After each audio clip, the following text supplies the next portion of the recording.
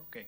I was just gonna, it's 1:02, so we'll go ahead and get started. If someone comes in, we'll get them caught up. But first off, thanks for coming today, and to the people that will be getting this link, thanks for looking at this. This is our annual agenda, or our annual leadership training.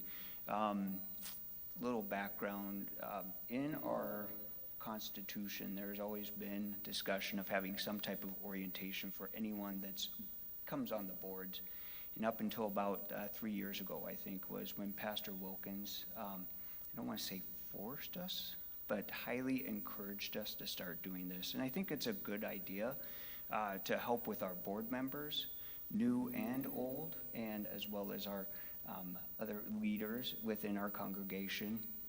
So that's why I did this. Last year we had Pastor Holke, who I think did a great job, and I appreciate him being here. This year I said, I'll give this a whirl, so forgive me if not as eloquent as he was. First thing though, we're going to start with a devotion. So the scripture reading comes from Amos chapter 7, 10a, and then 12b through 15. Then Amaziah, the priest of Bethel, said to Amos, O seer, go, flee away to the land of Judah, and eat bread there, and prophesy there.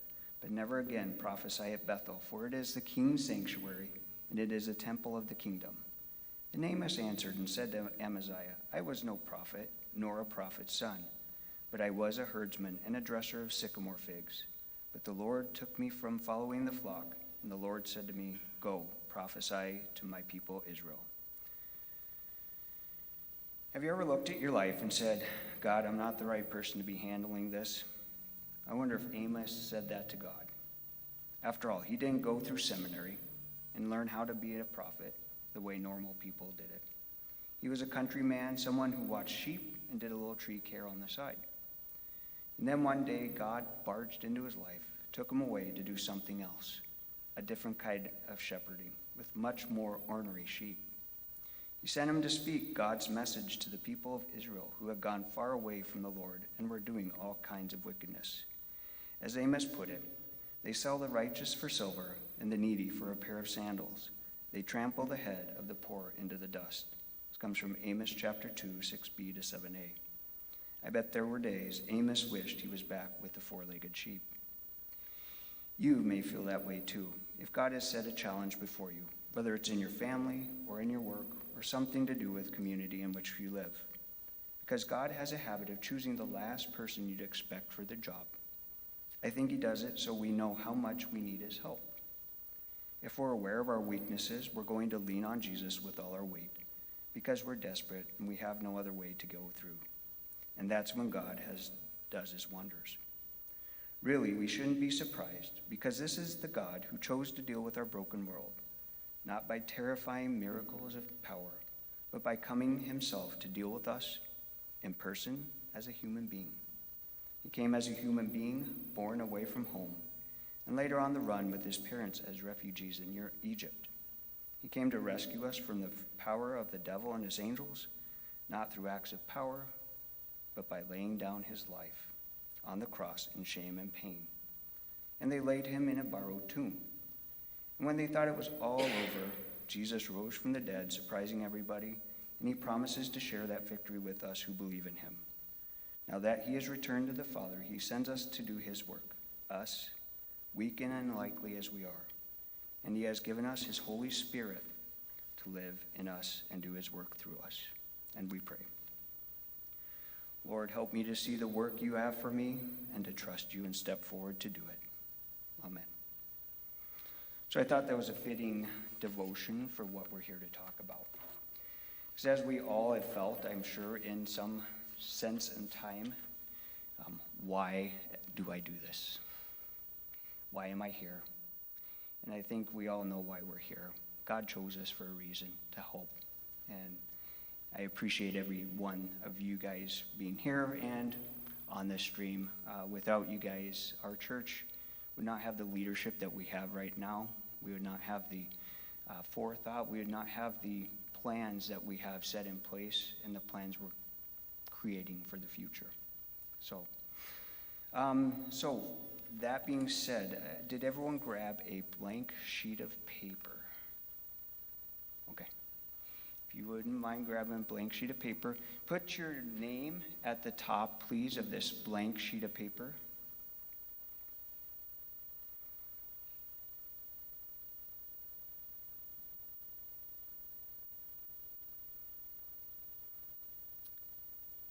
And then one thing I want you to write, and it doesn't have to be real, it can be as brief or as long as you want to make it. But I'd like you to write 1 or 2 sentences about what the most important thing is to you as a board member or as a leader. What is the most important thing to you?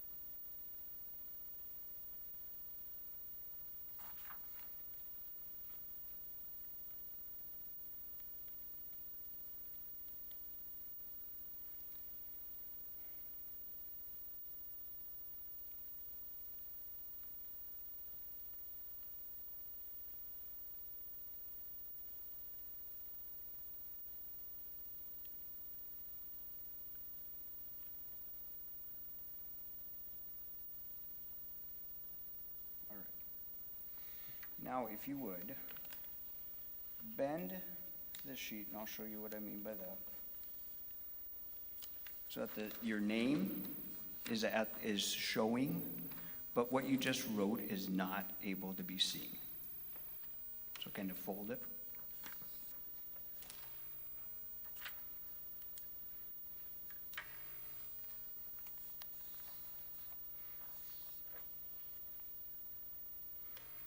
And then I'm gonna take those pieces of paper. Pull it down. Yeah, and so fold your in front. And then fold it back so it's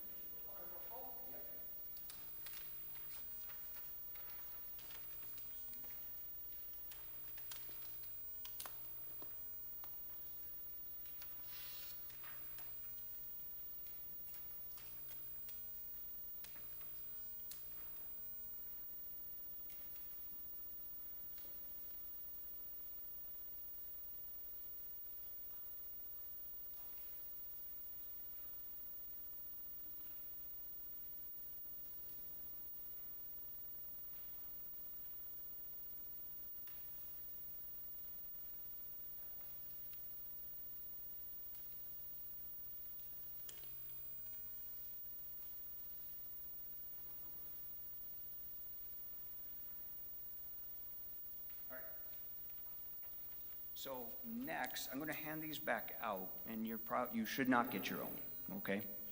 And then what I would like you to do is write a sentence about your first impression on the person that you see on here, okay? This is something that my dad used to do. My dad was a superintendent in school for 20 plus years. He was a county superintendent for 15 years. He used to do this, and when I was back in Nebraska taking care of him, which was a fun time, we actually had some discussions about this because, as some of you know, while you guys were having meetings, I was on with you guys, and he could just kind of generally overhear, and so we talked a little bit about meetings. So, so I'm going to hand these out, and then I'm going to read them, all right?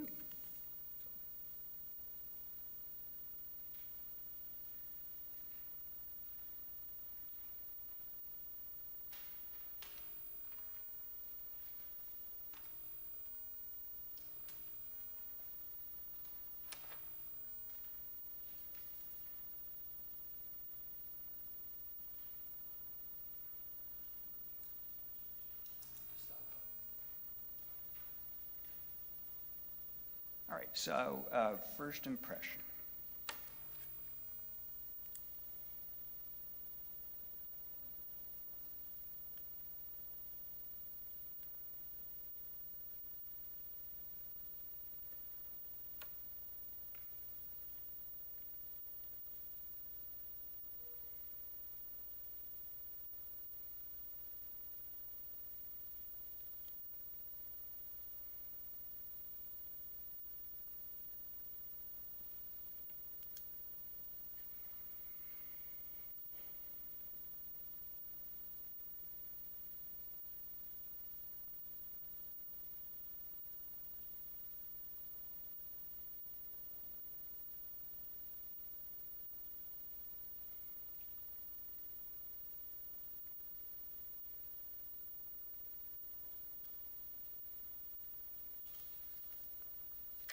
When you're done, if you want to just, again, fold it. It doesn't have to be pretty.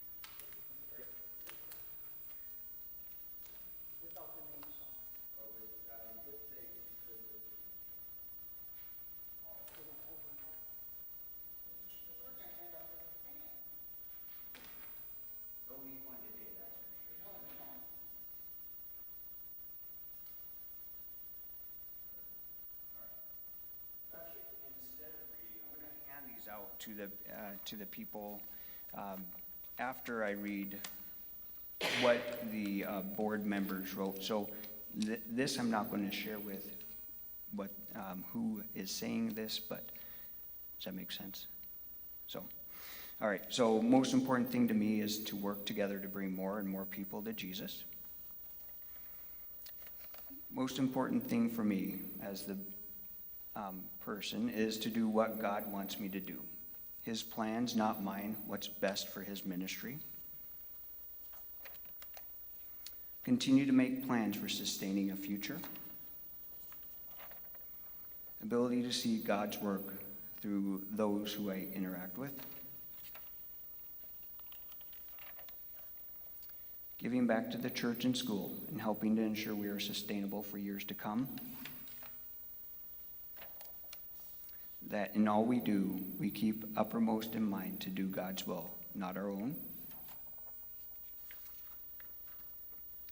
And sharing God's word with others to bring in new saints and ensure the survival of his church. So I think there's a common theme here. We're all doing what we can to ensure that God's word continues to be spread and ensure that we have a sustainable congregation in church. So now I'm going to give back those, the papers with, you can see what people's first impression was. If you want to share, you can. You do not need to, though. All right?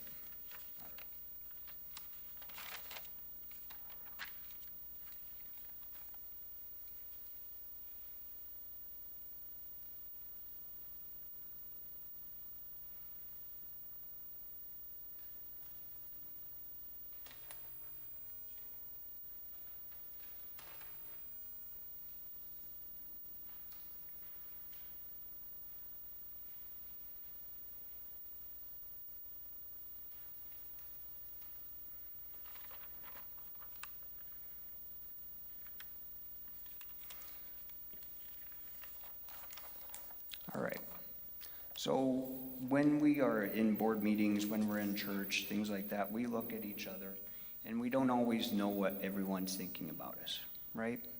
So I think this is a good opportunity for us to realize how people see us and what that means to us. Because sometimes we take it for granted that we are, we're just here. We're doing our job. We don't sometimes think about what other people see in us. And I think that's something that sometimes we need to hear. kind of keeps us going a little bit. So, all right. So that being said, next we will go on to the Constitution review. I wanted to point out, everyone, this is the brand new Constitution. This is the one that has been approved. So you now have the clean, edited version. This is the only version that exists. And there are 2 places that you'll find it now in your hot little hands and in the on the office computer. All right. So I have other copies, and I will be giving those out.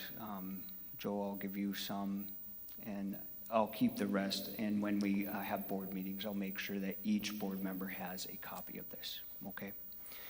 But I wanted to just briefly look at our mission and vision statement. All right. This is something that 20 plus years ago, is that right, Steve? Okay. There was a big group that got together and kind of did a revitalization almost of our church. And I think this is something that we need to think about when we're in board meetings, when we're in church, when we're just conversing with people in general. So Immanuel Lutheran Church School Child Care Center, our mission vision is reaching out to all people, teaching and sharing God's gift of Jesus Christ with the values of empowering, equipping, and encouraging all saints. So when you guys see this or hear this, what do you think that means?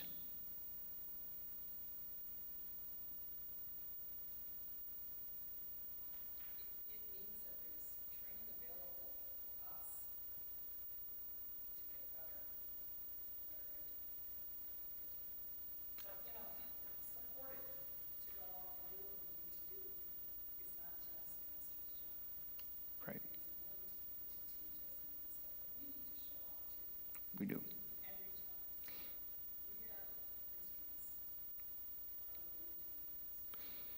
I would agree.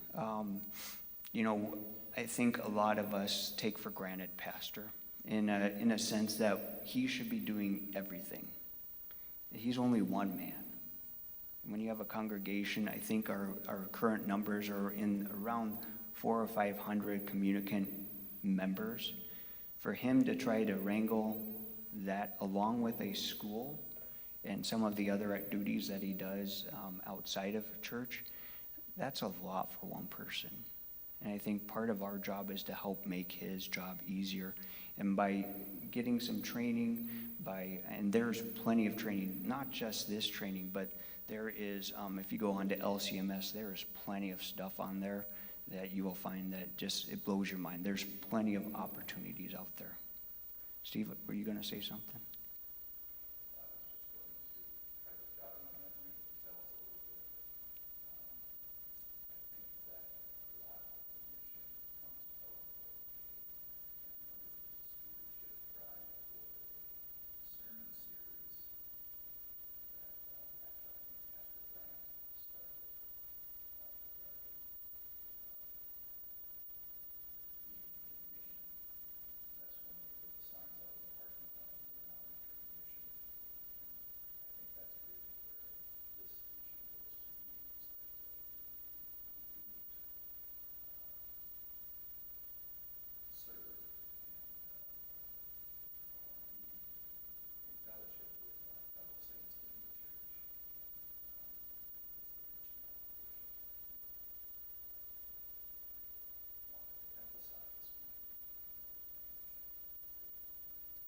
I think that's one of the things that pastors tried to concentrate on, is reaching out into the community, trying to encourage people.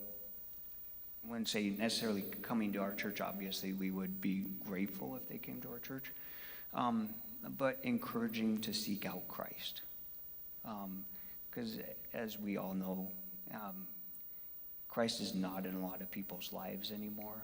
And I think if he was even just a little bit, a lot of the problems we have right now wouldn't be as big of an issue. But so we all have that opportunity. Our congregation has that opportunity, and I actually have taken the confirmants out and had them look at that sign and see what they think that means, and they have no clue. So it's usually a good teaching moment. So, all right. So that being said, in our Constitution, it does go over a couple of things. If you go into the bylaws, first starts on page 9. And we're not going to read through these. I think we're all adults. For time's sake, I just want to point out a couple of things. And the biggest thing is our supporting roles, okay? Each of our boards has a supporting role. And part of that role is to support the people that are here every day. So the Board of Elders, their role is to support pastor and all of his missions. The Board of Administration, their role is to support Kathy, our business manager, and the administrative assistant, And then the Board of Ed, they're responsible, they support Jill, our principal. And if you think about it, each one of these people, Pastor, Jill, Kathy, Danielle, Brooke, they are here all the time. And when I say all the time, I'm going to look at these two right here, because when I come for Wednesday night confirmation, they are still usually here. And I appreciate what they do. I know that their families have taken a little bit of a step back at times, but I know that they don't get as much thanks as they should, and you guys know that we are so thankful for having both of you here. So, as well as Brooke and Pastor, who is actually on call at church right now, or not church, at school, not at the hospital. There we go. So, and if you look on the very back page, it actually goes over. The Board of Church Administration supports the business manager, Board of Education supports the principal, and the Board of Elders supports the pastor and their ministries. I think that's a very cut and dry summation of our boards, all right? We all know what the Board of Administration, we have a good idea of what the Board of Administration's for, what the Board of Education's for, and what the Board of Elders are for. But the big thing I think we should really acknowledge is its support. Support for those who are here on a day-to-day basis. And then Steve and I's job is not as, I don't want to say as important as your guys's, because we have a non-voting membership, but our role is, the big things are, when it comes to the congregation, making sure the congregation is okay, bringing congregational concerns to you guys, running meetings. That's about it, wouldn't you say, Steve? Steve has some other roles, praise band and all those other things, but again, this does go to show that it's not just one person that is running this congregation, running this church, running this school, running the child care center. It's all of us involved together. And that's part of one of the things, this training that when we're going to talk about the review committee that we had recently, about the communication aspect that we're trying to get out there so that we have better communication. Because I think one of the things I've noticed, and this has been here not only since I've been president, but when I was on Board of Administration, is communication. We can all do a better job of it. How we're going to do it, it's a work in progress. And it's not going to be overnight. We all know it takes years for it to be a problem. It's going to take years for it to get better. So, all right, that being said, planning meetings. So I just wanted to briefly touch on the meetings. I know agendas can sometimes be really tough. And so I brought forth, you will find this little agenda. It's has some blacked out areas, and the reason is it's nothing that's really pertinent, nor is it really secretive, just has some information on it. And I know Board of Admin, you guys do a wonderful job with your minutes, and Board of Ed too, Board of Elders, they're doing a pretty good job, but this is just a template. It's not something that you have to use if you're comfortable with it. But this will be something that I'll probably bring up next time we do one of these leadership meetings, and hopefully it's in July next year, not in October. But it's kind of nice for you guys, you can plug your things in here, and just very easy to follow. But another thing I wanted to talk about today was meeting effectiveness. And so there is, in that packet, there's a blank page that says worksheet or something like that for the meeting. And on it, you should have 7 steps for effective meetings. So this is, went on a couple websites. I was looking at some of these leadership websites and stuff, and I found a couple, some decent information I think I wanted to share with you. So the first item that's under there is establish hard edges. So good meetings have a hard start and a hard end. So kind of prioritizing, making sure we try to start on time, but also end on time. Because if we have an end time, a lot of times we're going to work towards trying to get things done before that time. That makes sense? And Steve, can you, I know you used to do quite a bit of managerial. I know you used to do. Was that one thing that you guys would try to concentrate on, making sure that you stayed within those time frames? Most people, yeah. And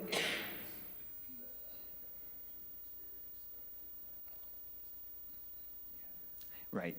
And I think one of the things is by establishing those hard edges, we cut down a little bit on the meandering, all right? Because every one of you guys, for the most part, volunteer their time. And when we're in meetings, that's a volunteered time. And your time is precious. And I don't want you to have, I want the rest of that time for you guys to have the ability to spend time with your family, your friends, relax, enjoy life. So that's the first one. Create an agenda. I think everyone does a pretty good job of creating agendas. Joe?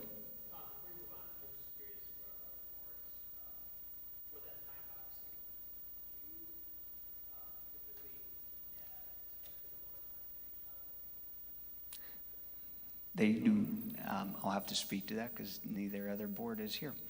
They typically do not have a established time frame for each topic, but I know Board of Ed has started to add an end time so that we're getting done and don't have 4 or 5 hour meetings. That's one of the things that I'm trying to help move away from. Yeah, I guess maybe do you typically get through what you get through by then, or do you have an established agenda? We usually get through what we need to get through, and If you're running to it where you're like right now. oh sure, we've sometimes gone a little over, but pretty well set to that time. And then if we have other speakers or something, we try not to do 2 of us. Do you set a time for each speaker?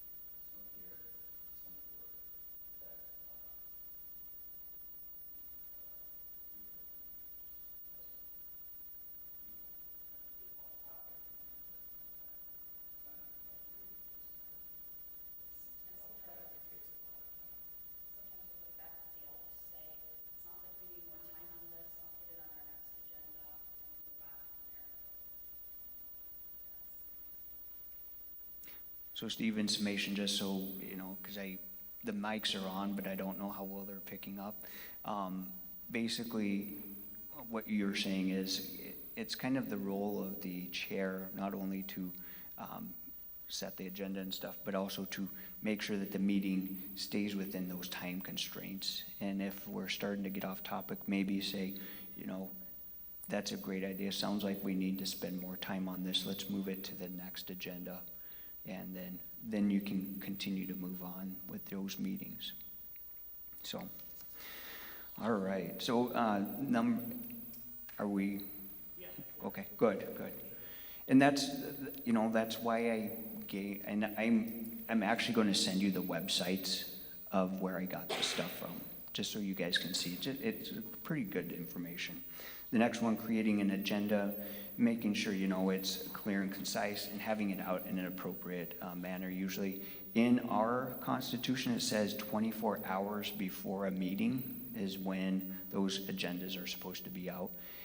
The reason for that is so that the rest of your board has an opportunity to review it, if they have other agenda items that they can add, or if there's something that they are supposed to be researching or looking at, so they have that ability to maybe jog their memory and bring that to the meeting.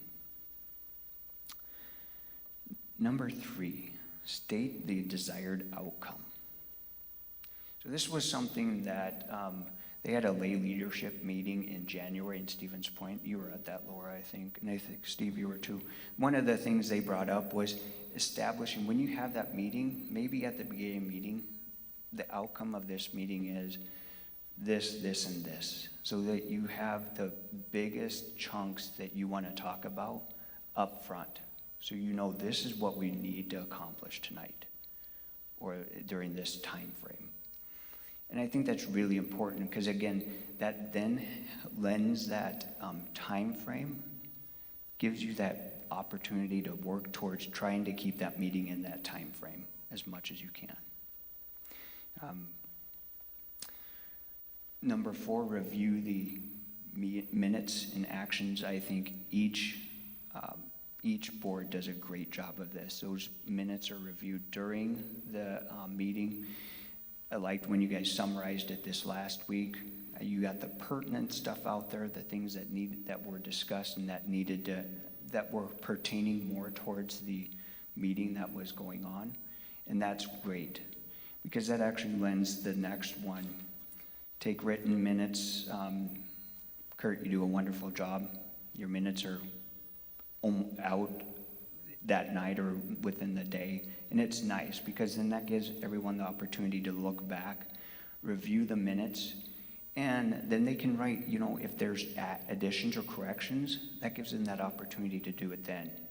Because if you get the minutes a month out, it's really hard to pick your brain and say, okay, was this actually what we talked about? Or, I mean, I found it very, it's great to have those meeting minutes out.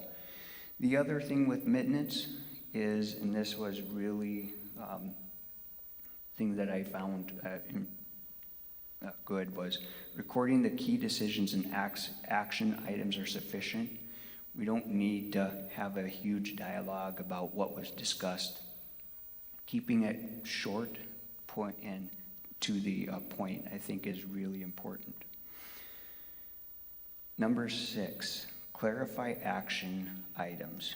So I know during our meetings, usually there's some decisions that are made. And what this does is each action item that you have, starting it with a verb, specifying what's going to be delivered with that action item, okay? Having something that's measurable, and then who is in charge of that action item is also the other thing.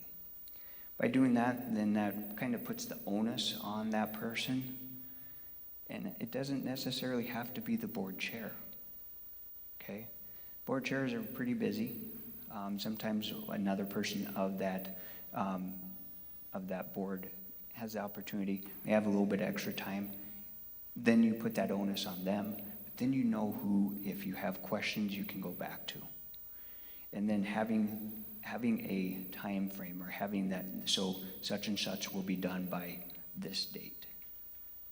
Kind of gives them that incentive to get it done, and that it gets done in a good time frame. And then 7, which I think you all do a great job, is determine the next meeting date. I think you guys do a very good job about that. And the only thing I'd like to maybe add to that is in July or August, when you guys first start these board meetings, maybe looking at trying to establish at least the quarterly meetings, because as boards, we only need to meet on a quarter basis. Obviously, there's way too much that needs to get done, that I think trying to do a quarter basis is way too much. But if you can establish those quarterly meetings, then everyone knows this is the meeting. They can then work on getting their time off if they need it, or trying to schedule. I know it gets hard when you start talking about kids' activities and things like that. And then there's maybe some room for some movement, but at least you have a date and maybe an approximate, like the beginning of the month, the middle of the month. We're going to try to do the first Tuesday of each month, or at least the first Tuesday of month 1, 4, 7, and 10. Something like that. And these are all recommendations. These are not set in stone, but just things that I think might help our boards run a little more effectively. And also, then we'd also be able to publish that in the Rejoice so people have an idea of when our boards are meeting. Because, a lot of times, and we've all heard it, well, why isn't the board doing this? Or, I'm not happy with what the board's doing. Well, if we have our meetings published, they all know that these are open meetings, or they should. And maybe when we do the voters meeting, I just make a general announcement. All these meetings are available for any congregant to come to bring any concerns or anything like that. Because I think we need to make sure that they know that these are public meetings. If we need to go into executive session, we go into executive session. But I think that in itself, then we can have some of these have people voice their concerns, or hopefully their gladness and their happiness about what's going on with our boards. Because I tell you what, there's a lot of good stuff going on with our boards. A lot of good stuff. So, go.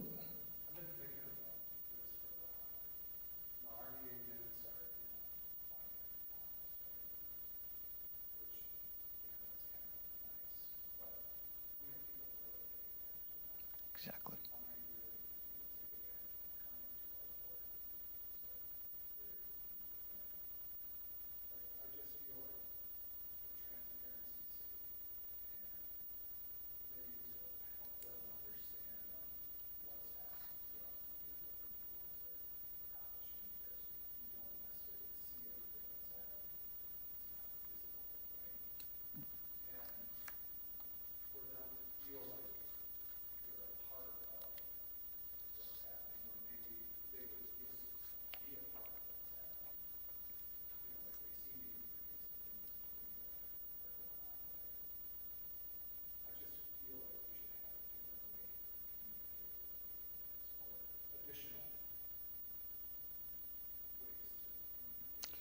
Do you think maybe so one thing that I believe is in our Constitution is publishing quarterly reports in the Rejoice. I think that'd be an excellent idea, because then because every year there's a yearly report that comes out, and we do that at the voters meeting, but I think with quarterly reports, I think that's a great idea, Kurt, just to get the information out there, because something that occurs in July or August sometimes doesn't really get brought up until January, February. And if we keep it at a quarterly, and maybe that's when these quarterly meetings are established, making sure that the very bottom part of that agenda item is, this is what we want to include in that quarterly report. What do you think of that? Yeah, I think that's a great idea.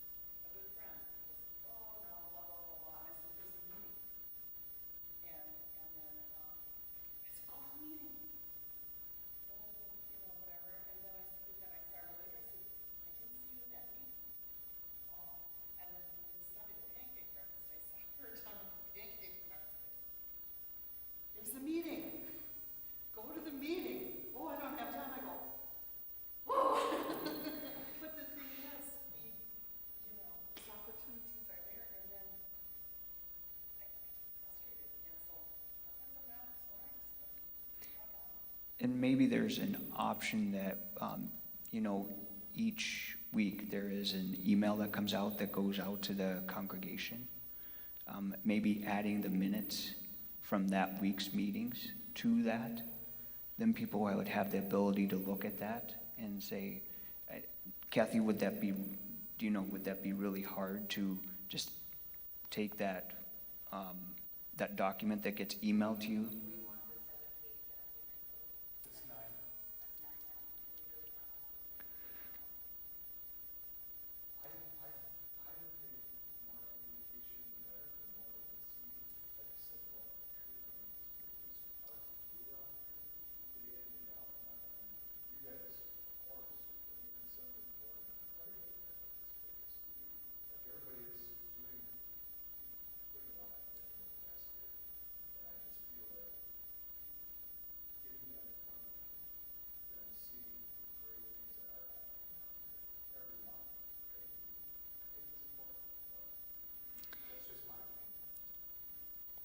Would that be something that we could talk to Danielle about?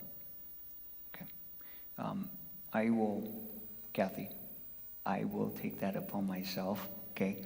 I will talk to her about maybe adding the minutes from the meeting that occurred that week onto that email that goes out to the congregation. I hesitate to put it on our website because that's public, and not that I have anything, I don't have any problem about people from the public looking at our website, but I also think, when we talk about financials and things like that, honestly, I feel should stay more within our congregation. And then quarterly reports, maybe because those are going to be more generalized, could go on our website so people can see, man, this is what's going on at that church. I really like it.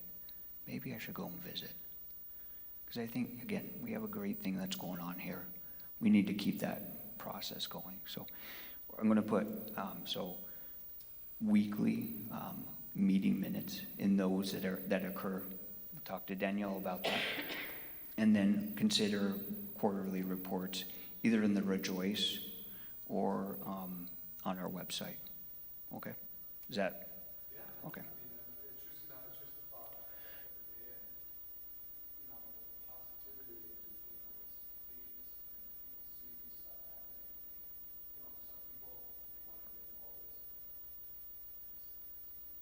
I think that'd be awesome when we have the nominations committee come up and say, hey, we really need some candidates here. Yeah, I think that would be great. So.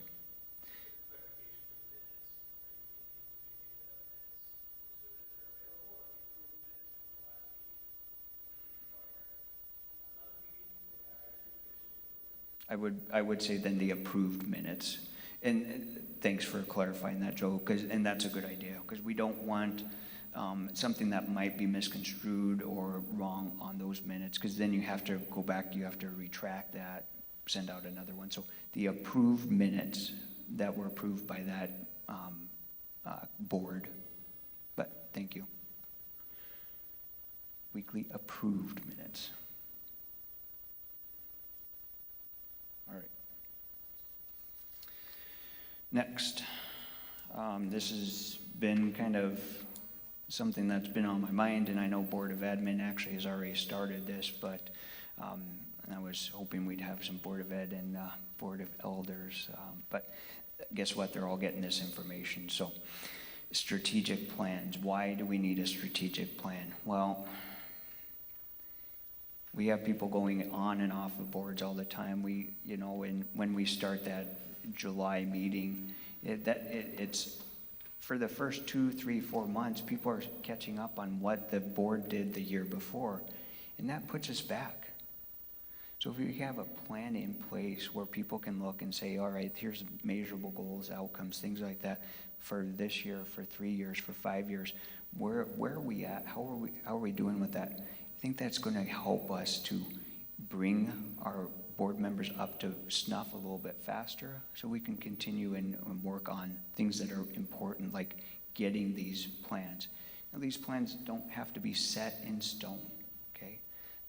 We're a living, breathing congregation. They should be living, breathing documents. There's going to be changes, there's going to be challenges.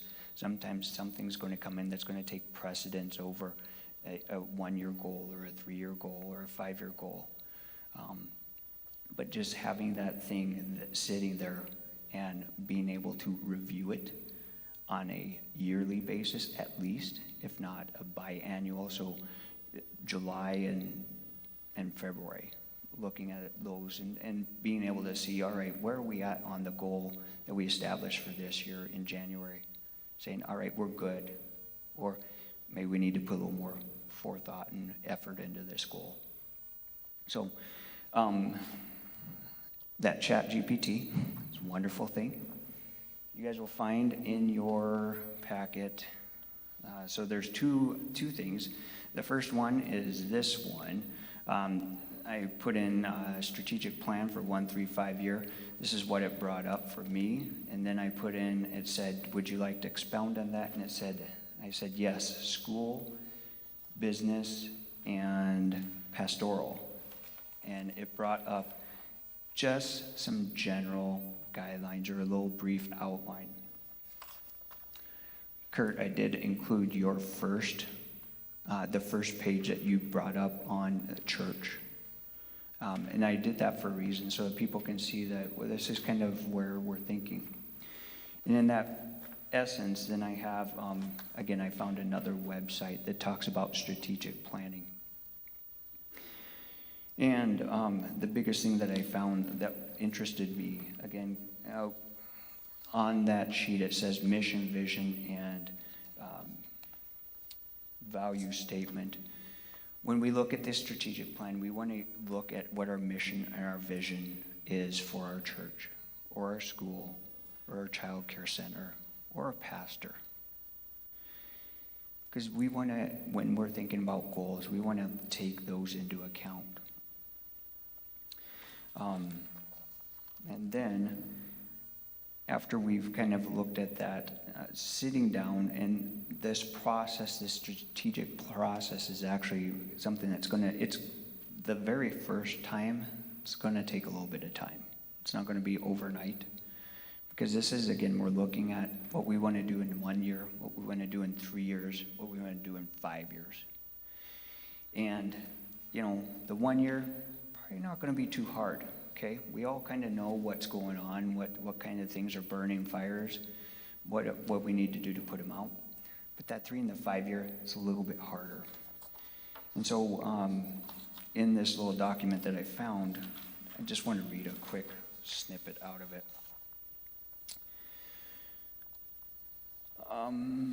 Here it is. As is the case to most organizations, it's hard for churches to justify pouring a lot of effort into something without an immediate payoff.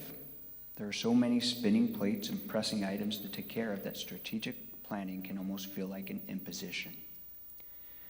But that's the age-old problem with urgent things. They're seldom the most important things you could be doing, and the more energy you spend running from fire to fire, the more urgencies you seem to create.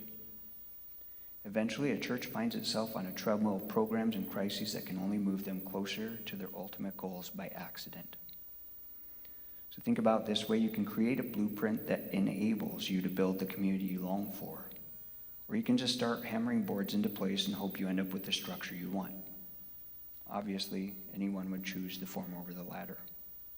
So by creating a blueprint for a board of admin, for a board of ed, and for a board of elders, that gives us a good blueprint, something to stand on, and something to help us to continue moving on. So to work on that, or when you're looking at those 1, 3, and 5 years, there's the next item you'll see on there is perform a SWOT analysis. And tell me if you've heard this before. This is something I've kind of heard. So SWOT stands for strengths, weaknesses, opportunities, and threats. That would be on that worksheet. So strengths, start by listing some of our church's strengths have the team answer the following questions. And again, I will email you this website, okay? What do we do well? I think we all know what we do well. What originally drew each of us to this church? What needs are we meeting in our church and community? And what are we doing that would be ridiculous to stop doing? Because there are certain things that really, if we said, well, we're going to stop having church on Sunday, that's kind of ridiculous. We're going to stop having church, period. I mean, just some examples. Weaknesses. Once you've listed our strengths, have someone copy them down into a document and save them. Then move on to our weaknesses. Answer these questions as honestly as possible. And this is hard. We all don't like to acknowledge our weaknesses. It's very hard. But we have to look at that in order to give ourselves the best and the strongest plan. What needs in the community are we not meeting? What needs in our congregation are we not meeting? On what ideas are we dropping the ball? What are some areas of inconsistency between our message and our behavior? And then what 3 things could we eliminate today that would create the most positive changes? Again, this is going to be a hard look. But again, he also gives us that opportunity to kind of look at ourselves and see where we can improve ourselves and how we can do that. Opportunities. So you put that one, you put the strengths in a document, you put the weaknesses in a document, open up another one, opportunities. It's time to look at the fruit that's just waiting to be picked. Turn your attention towards these questions. Instead of needing to build our own momentum, where is God moving in our church or community where we could simply join him? What's already happening in our community to which we could contribute? What needs in our church or community align with our strengths? And what new technologies or tools could help us fulfill our vision or mission better? There's a lot of opportunities out there. I mean, one of them, we just started the Mom Co. It's a great opportunity. It's a great mission. I was talking to someone today, and they've had some very good conversations with some of those moms, and some of those moms struggle. Well, they struggle so hard. And we have now given them that opportunity to have a meeting space where they're safe. They don't have to pay rent. They can spend that money on their mission, which is a great mission. Threats. Lastly, it's time to look at our obstacles and challenges. We all know we have them. We deal with them every day. Are there community attitudes, prejudices, or behaviors that negatively affect our impact? What internal behaviors hinder our effectiveness? And I can't read the rest because when you print, it won't let you print everything. But those are the 2 biggest ones. Once you walk through those 4 areas, it's time to discuss that, disseminate that information, and put it into an actual strategy. So identify strengths that can be leveraged to take advantage of opportunities. Discuss ways that strengths can overcome our threats. Consider what weaknesses are hindering our ability to capitalize. And make plans to do the following. Expand areas where you're strong. Minimize our weaknesses. Take advantages of opportunities and overcome threats. And then a gap analysis. Steve, I'm sure you're probably familiar with this. Gap analysis? A little bit. Yeah. So this goes into, it's easy, a lot easier to imagine where you'd like to be in the future than it is to know how to draw a map to get there. A gap analysis will help you determine what steps you need to be taken to get from your current state to a desired state. We have our mission statement. A lot of the work has been done. We've identified where we want to be in the future. Now it's time to break that broad plan into more actionable pieces. How would you like your church organized? The direction of our church? our ministries, programs and outreaches, church finances and resources. We need to look at where we're at. What are the boundaries that exist between our current state and our future goal? And what do we need to happen for this goal to be realized? Remember, you want to be as specific and as honest as possible. Okay? Once you've identified where you are and where you want to go, make that plan to bridge that gap. And so that goal, you may have a 1-year plan and a 3-year plan. Because sometimes we've got big projects. I mean, our heating and air conditioning. That's a heck of a project. And we've been dealing with that for, I'm going to say, more than 5 years. Because I remember talking about that when I was on the board, and that was 6 years ago.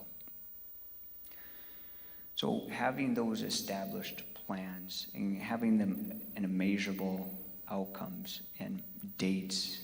Okay, and again, this is a fluid thing. It's not something that's going to be set completely in stone, but we want it to be as actionable and as measurable as possible. So we can look and say, all right, this is where we're at year 1. We're good. This is where we're at in year 3. We have our processes in place. Now what kind of actions do we need to take to get towards that? In year 5, all right, where are we at?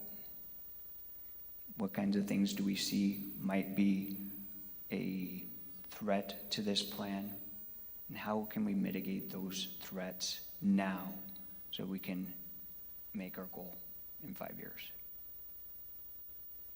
Make sense? It's a dream world. Otherwise, it doesn't happen. I'll give you one example. Okay. I was going back through reading minutes in 2014 when I was in second grade back then. And the boiler, HVAC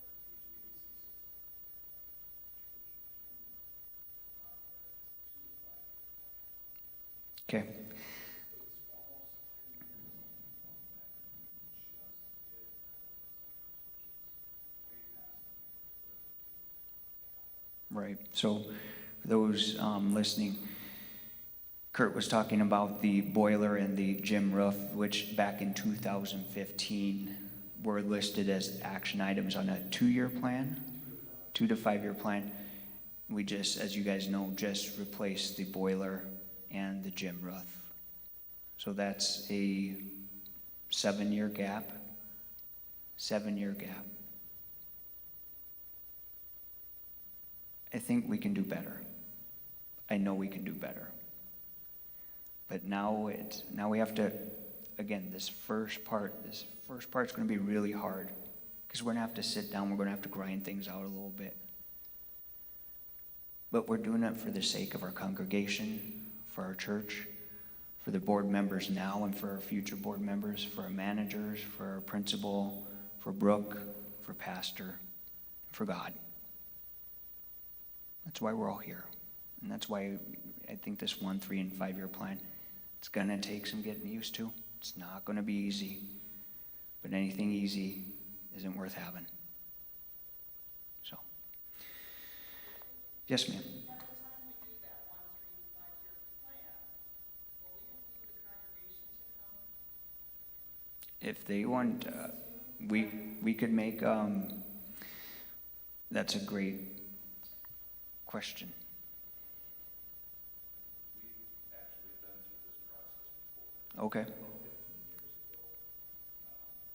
And at that time, we did include the entire congregation into a series of meetings, town halls, presentations.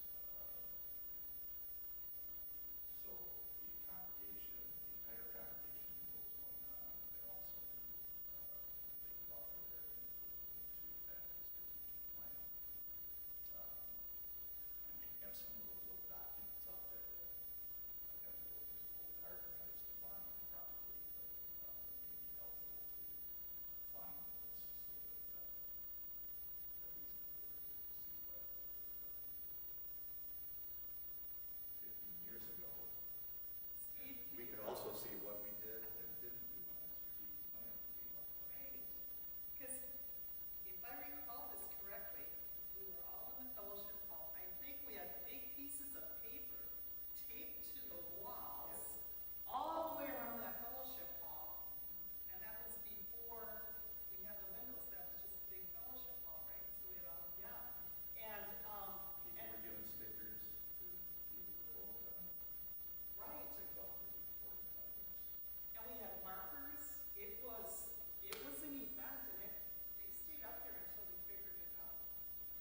So, when you guys did these listening sessions, town halls and stuff like that, did the boards bring the ideas up, or did you guys get initial input, digest it?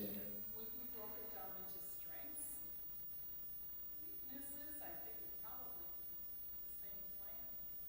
Well, we were also in a bit of transition at the time from Was that when you were going from the, leader model, from the 7 or 8 boards that we had at the time. So it was a bit of transition, but my recollection is that not only did the existing boards bring ideas or thoughts or what the congregation had offered, their thoughts as well. And again, they were all posted, and it was quite a process that we went through. and I think it's going to be a process. But again, I would agree, it would be a good idea to have input from the congregation. Sometimes they're thinking about things a little differently than what we are. And sometimes they may not understand why our ideas differ from theirs, because they don't see the working-ons that go on in the boards and with the day-to-day operations. But no, I would think we probably need to look at maybe doing a town hall to start off, to kick it off. Not saying that the boards stop and not do what they're doing. Continue to working on those strategic plans, but also opening it up a little bit to our congregation, and I'm going to throw in our school. I mean, our school, we're trying to grow our school. We're trying to make it as good as we can, and right now what I hear is it's great. So we need to keep doing that, because we have a great mission sitting between those double doors. And I think sometimes our church sometimes forgets about that. It's getting better. I think with what Corey does, I mean, that's awesome.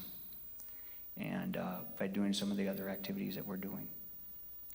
So I'm going to write on here, don't tell my wife this, town halls. But I think I would want the boards to really kind of work on getting some initial things going first, so that we can so we don't come to those town halls empty-handed. See what we are thinking, see what they are thinking, and try to combine those. So I would say, oh yes.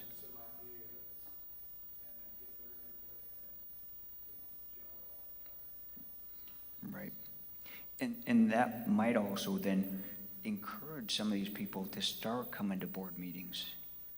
So like, oh, they have some vested interest now. Steve? I was going to say, at the time, we received, at least as far as doing this planning, we received some assistance from district. Came down several times and kind of supported, if not kind of led some of these discussions with the boards and the congregation. So I don't know if they still have someone or ones in the district office to support that kind of initiative to put together and help us help lead us through the strategic planning process. Might be something that It can't hurt to ask. So Steve brought up opportunities or enlistment of help from our district, from the northern Wisconsin district, which I think would be good. Because I can tell you, I've never been through strategic planning before. Don't look at my budget, because it's horrible. But we all have our strengths and we all have our weaknesses. And I think by utilizing all of those, we can make a good plan. But again, the other part of this plan is sticking to it and using it. To Kurt's mentioned, I mean, seven years from when something was supposed to be done, and it just got done.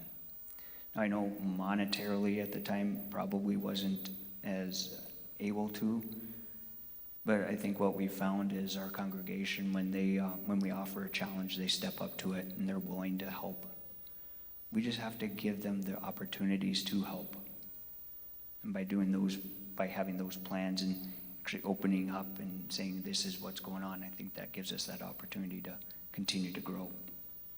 So. One comment on including, you talked about having the school families included.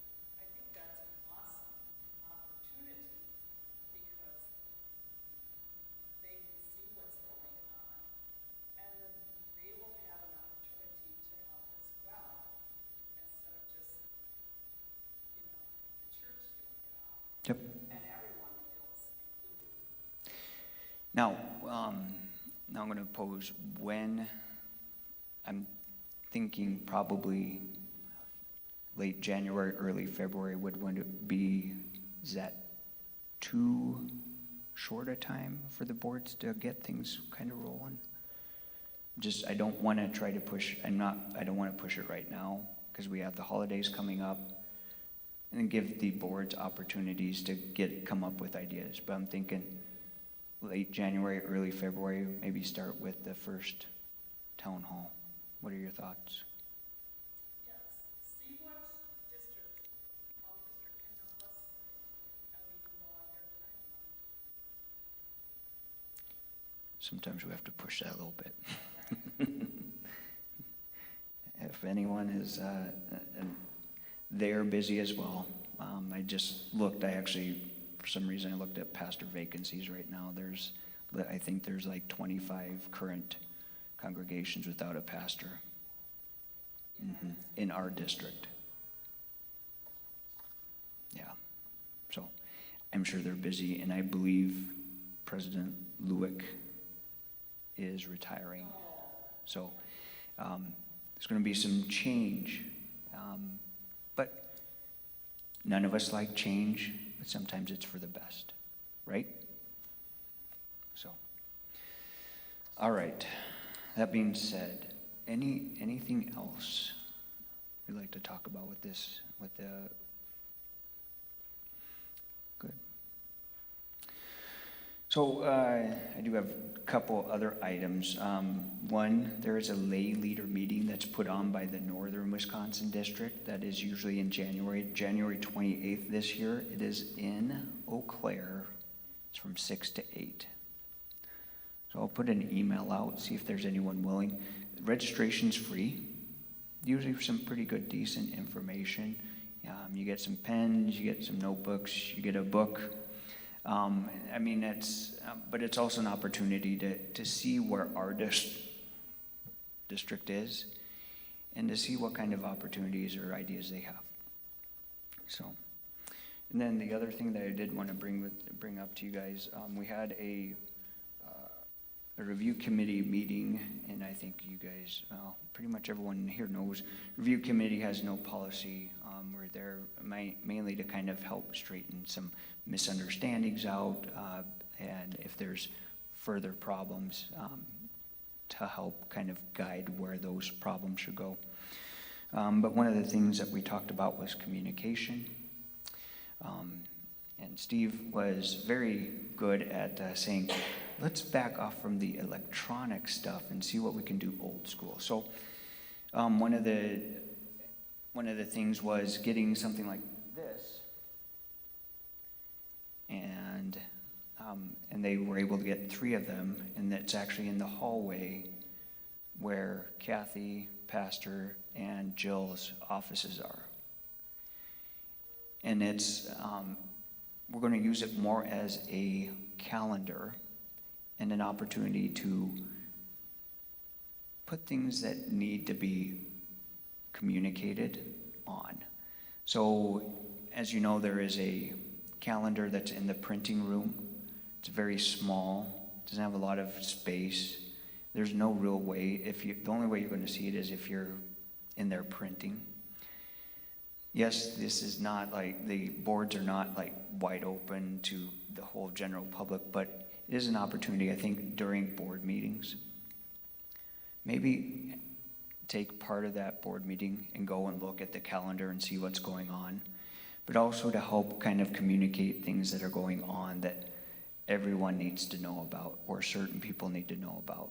So the biggest thing that we're running into was, and Brooke, who is our child care administrator, the boss of the child care, if you will. When we redid the parking lots, it was not really communicated well to her, and so she had some, it was difficult for her with the parents and everything along that line. So trying to make sure we keep those lines of communication open. The other thing is Brooke is now being included in all of our discussions or emails, a lot of them from the Board of Ed, but also the Board of Admin. Let's see here. Another mention, this was from Joe, was to make it part of any meeting to look at the calendar, but to also have the board chairs add to their agendas. Is there anything we need to communicate to anyone? And making that an actionable plan where if there is something that's coming up, so say heating and air conditioning, or it's not going to be a problem now, but survey committee coming through, or things that are going to may not pertain just to the Board of Admin, but to the Board of Education, and usually those are the two biggest ones that we see, but also Board of Elders should be made aware. That way we can keep those lines of communication open between at least hopefully the board chairs, and get information out as easily as possible. Also then making sure that, I know Pastor says that you guys have been having your meetings and those have been going better because the communication part's there. Good. And that's the biggest thing. You know, we as boards, we meet once a month, or you as boards meet once a month. They're here every day. They have a weekly meeting with Pastor, and it's good for that information to be disseminated to them, so, because they're the ones that unfortunately take the brunt of when things go wrong, and not always the praises of when things go right. So I think that's an opportunity for us. The other thing that I do want to remind, and again, this is for the Board of Ed, Board of Admin and Board of Ed, hopefully in January, we have a combined meeting so that salaries can be discussed in regards to the teachers' salaries that are coming up, as well as childcare. I know the Board of Admin just had a discussion about the pastor, Pastor Roddy and Pastor Chris, and their recommendations. And Joe, I think that email you sent out about to the Board of Administration, to Corey, I think that was perfectly worded. And just for those, if you're okay with me sharing that. So part of the boards, and I didn't review it, but in your constitution, it does talk about review. There's a yearly review of those people that the board support. And that yearly review should also reflect kind of the compensation or their rise in compensation. So what was sent to the Board of Elders was a 3% raise would be made available to Pastor based off of his performance, his yearly review. I think that's something we really need to make sure we're doing. Just, it's checks and balances, if you will. We want to make sure people are doing what they're supposed to be doing and doing it to the best of their abilities as well. And if they are, compensating them for that. Because these guys are hard workers and they deserve the compensation that we can try to provide for them. And And when I say try, we're working on it. But I think we're a lot better off than we have been in the past. We just want to continue that process. All right? Anything else anyone else would like to bring up? Kurt? I have not heard.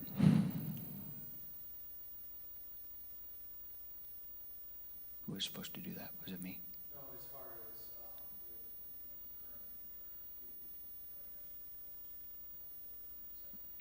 with current Right. That should be, yes. And that's something that we'll have to decide how we're going to go about doing that. And it's not, it's not that we are trying. A lot of what it is if someone from that group happens to have an unfortunate incident where that group is now stranded without someone that has a ability to manage that checkbook or checking account, it could be a big issue. So that will be a discussion. Probably sit down with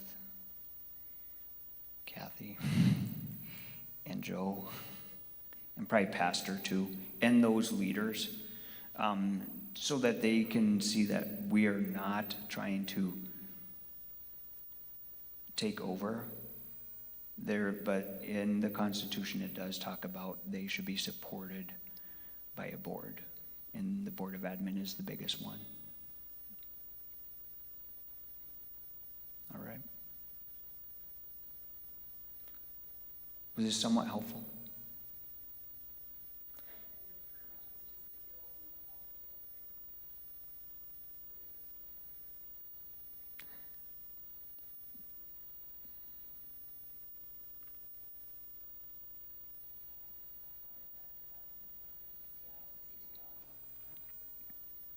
PTL is kind of school /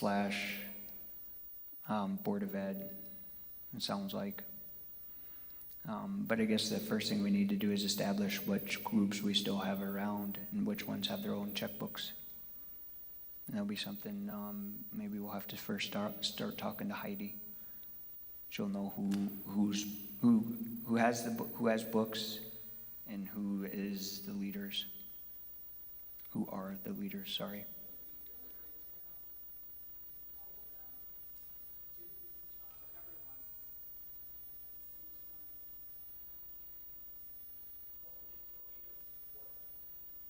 Right. Just acknowledging that we're supportive of their mission, and we're not trying to run their budgets. We're not trying to. Basically, want to make sure that they have the support of that board. So if there ever is a problem, they can come to the board and say, "Hey, we're running into this. What can you do to help us?" Well, I tell you, it's gonna be much easier now than it would have been even 10 years ago. All kinds.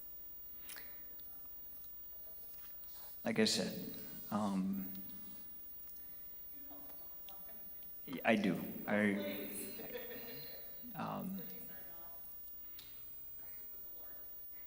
We have a wonderful congregation, and I think a lot of that has to do with the leadership that we have. We have great leadership and very patient people, which is good, because it makes, I guess, my job a lot easier. And I don't mind it's not that I didn't mind being president before or vice president, but it makes this job a lot easier. And having Steve also makes it much easier too, because Steve has been there before. But I appreciate everything. I appreciate you guys taking the time out of your day to be here and taking the time out of your day to look at this link, please. And with that, I think what we'll do is close with the Lord's Prayer, and I will give you guys back 35 minutes of your day. So, our Father, who art in heaven, hallowed be thy name. Thy kingdom come, thy will be done, on earth as it is in heaven. Give us this day our daily bread, and forgive us our trespasses, as we forgive those who trespass against us. And lead us not in temptation, but deliver us from evil. For thine is the kingdom, and the power, and the glory, forever and ever. Amen. All right. Thank you very much.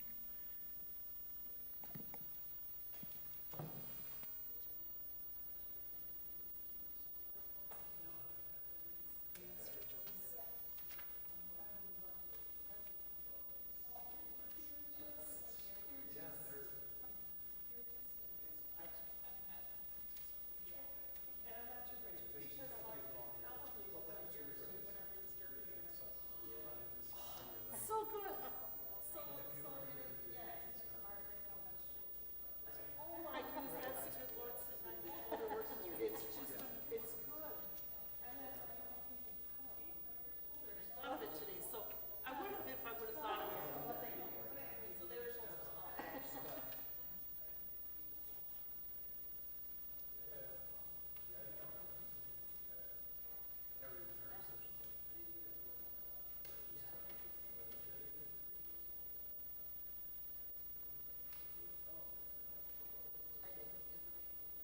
It's okay.